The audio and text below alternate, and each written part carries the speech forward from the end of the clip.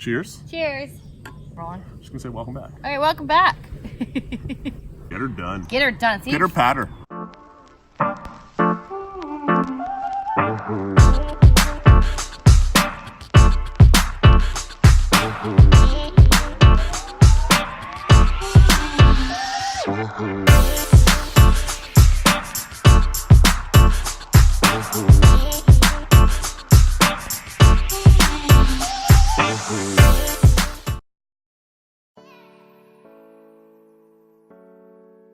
The hardest part of my jobs particularly is that when I have dogs here that I really want to work, but unfortunately because of my aspect on what I do for grassroots, I'm typically stuck in the office talking to all our wonderful clients and canine officers.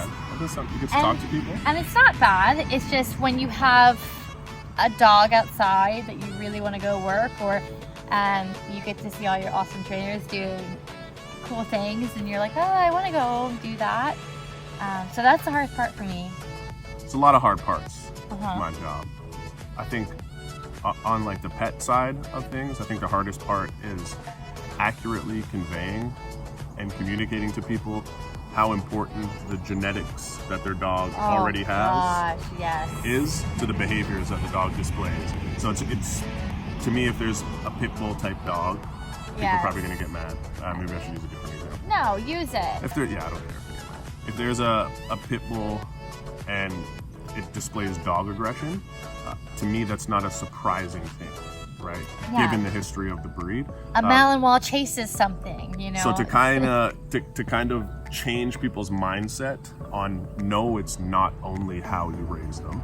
I think that's a big falsehood that is quite challenging. Yeah. That it's put out there because it sounds good, but it's not just how you raise them, right? It's that nature versus nurture argument. Yeah. So I think that's one of the biggest challenging things is getting people to move beyond that. Yeah, for sure. In the pet dog stuff, and then in the working dog aspect of things. One of the hardest parts of the job is finding dogs that are capable of actually doing the work. Yeah. And having the right drives and most of the dogs that we end up wash because of environmental purposes. Yeah. So for those of you that don't know, that pretty much means kind of like a spooky dog.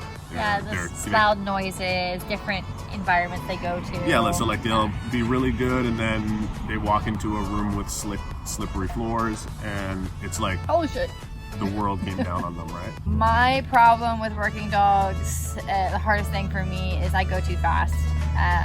I go at my own pace versus the dog pace. Getting better. I truly am getting better, and I do see having a quick solution is not always a bad thing, right? Like there is quick solutions to problems, but I'm sure someone will ask a question eventually where we get to address that. It's not always like having quick results isn't a bad thing. Sometimes people wash quick results with like this big dark cloud, but it's not necessarily that.